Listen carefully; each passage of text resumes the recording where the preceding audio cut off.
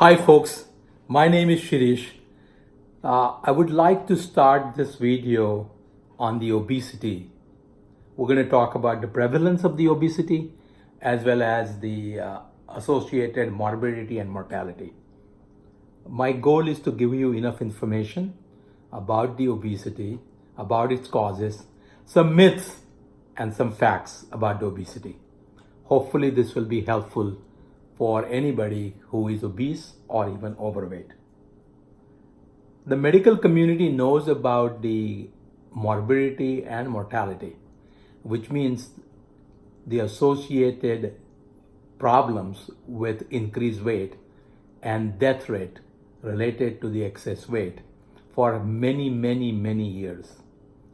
The incidence of obesity has increased over a period of time, and apparently this year, which is 2019, it is stabilizing now.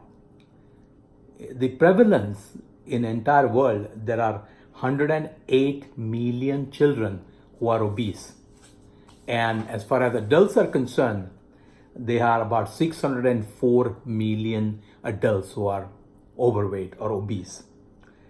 The obesity is defined by a measurement called body mass index, or BMI as short. The body mass index is calculated by a formula, and unfortunately measurements are done in kilogram as the weight and the height is in meter. So the way in which to calculate the BMI is that there are calculators available on the computers, but the weight in kilogram divided by height in meter square. So it becomes a little bit difficult for people when we know the weight in pounds and the height in inches. But anyway, we can convert that easily and the body mass index is calculated. The body mass index of 18.5 or less is considered as underweight.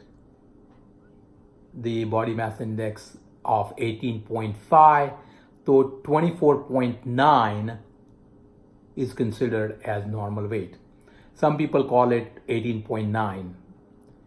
The BMI, when it exceeds 24.9, or for practical purposes greater than 25, but is less than 25.9, we consider it as overweight. The classification of obesity, which means the weight is greater than 30 or 29.9, is class 1, class 2, class 3. I call it obesity, significant obesity, and morbid obesity. So when the body mass index is 29.9 to 34.9, it is considered obese. 34.9 to 39.9 is considered severely obese or more obese. And greater than 40 is considered morbidly obese. People also call it by different terminologies as the body mass index has become significantly abnormal. The other calculations that are also involved or measurements are associated with the waist circumference. Now the waist circumference is measured at the bony prominence that you can feel when you run your hand to the level of your belt. So I will show it to you. So if I'm feeling here, my bone is felt right here, where my fingers are right now, my thumb is. And that's called anterior superior iliac spine. And a tape run at that level will measure your waist circumference. People also calculate waist to hip ratio. However, once you know the BMI, there is really truly no need for calculating actually waist to hip ratio.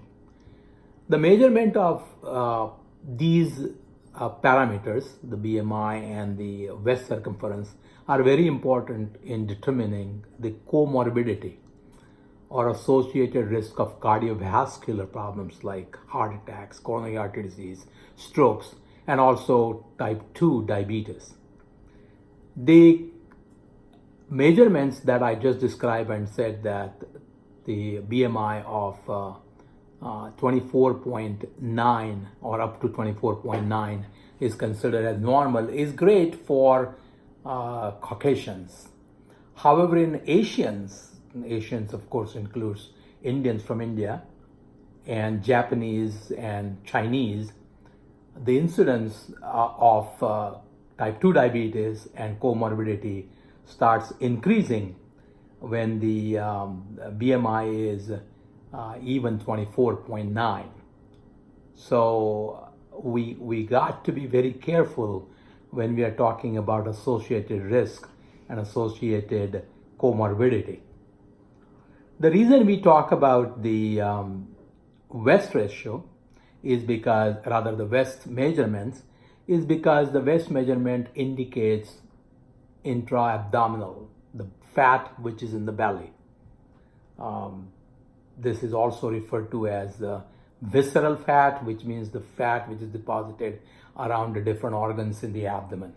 The accurate measurements of this fat can be done by actually an MRI of the belly or CAT scan of the belly or a scan called DXA. There's no reason to go into details of this, but these are the accurate measurements. Again, when you talk about South Asians, as I mentioned before, they have a little bit different increased risk, even with a body mass index of 21, and about 30 is considered severely obese. The waist in men should be less than 40 inches and less than 35 for the females.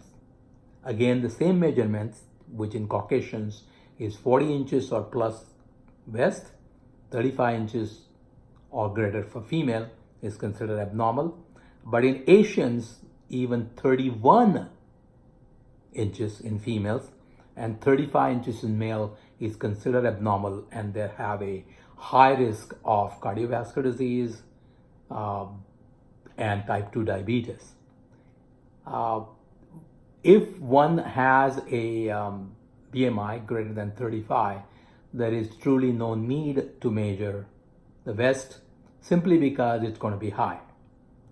And this intra-abdominal, the fat which is around the organs in the belly, is actually the primary cause of risk, because these fat cells, they secrete certain chemicals which are inflammatory, and these inflammatory chemicals causes inflammation in the arteries and causes the atherosclerosis or hardening of the arteries and leads to cardiovascular incidences.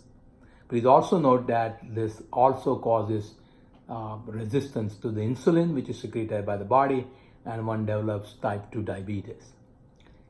I would like to also talk about some of the myths and facts related to the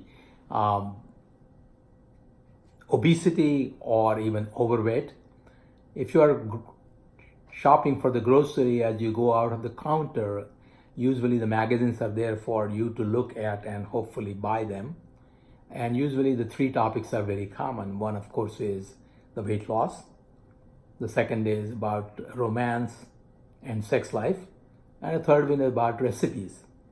So it has become so common in US as well as in Canada as well as globally that we have such a high incidence of obesity that people are getting more and more aware of it and trying to lose the weight.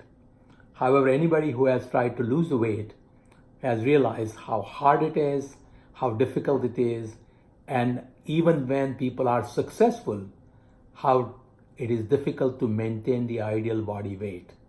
And that's the reason I'm going to talk about some of the myths as well as some of the facts about obesity. So let's start with one of the first ones, and then I'll be covering